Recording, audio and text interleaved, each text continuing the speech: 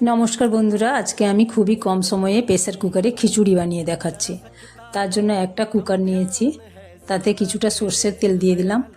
তেলটা একটু গরম হলে গোটা জিরে, শুকনো লঙ্কা আর তেজপাতা ফোড়ন দিয়ে, ফোড়নটা একটু ভাজা হলে তাতে পেঁয়াজ কুচি, টমেটো কুচি দিয়ে ভালো করে নেড়ে চেড়ে আদা বাটা দিয়ে দেব।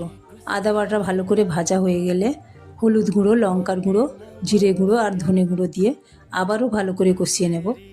এবার কেটে রাখা আলুগুলো দিয়ে দেব।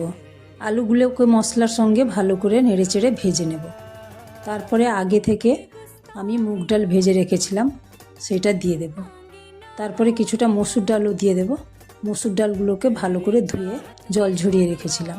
তারপরে ধুয়ে রাখা চাল দিয়ে সবগুলোকে একসঙ্গে ভালো করে নেড়েচেড়ে কষিয়ে নেব। চালগুলোকে একটু ভালো করে ভেজে নেব। তারপরে প্রয়োজন মতো উষ্ণ গরম জল দিয়ে দেব। জলটা এখানে বেশি প্রয়োজন, কারণ খিচুড়িতে প্রচুর জল প্রয়োজন হয়। তারপরে স্বাদ অনুযায়ী লবণ দিয়ে দিব, চিনি দিয়ে দেব। তারপরে গরম মশলা দিয়ে কয়েকটা কাঁচা লঙ্কাও দিয়ে দেব। তারপরে ঢাকা লাগিয়ে 3টা সিটি দিয়ে দেব। 3টা সিটি দিলেই ব্যাস রেডি আপনাদের গরম গরম খিচুড়ি।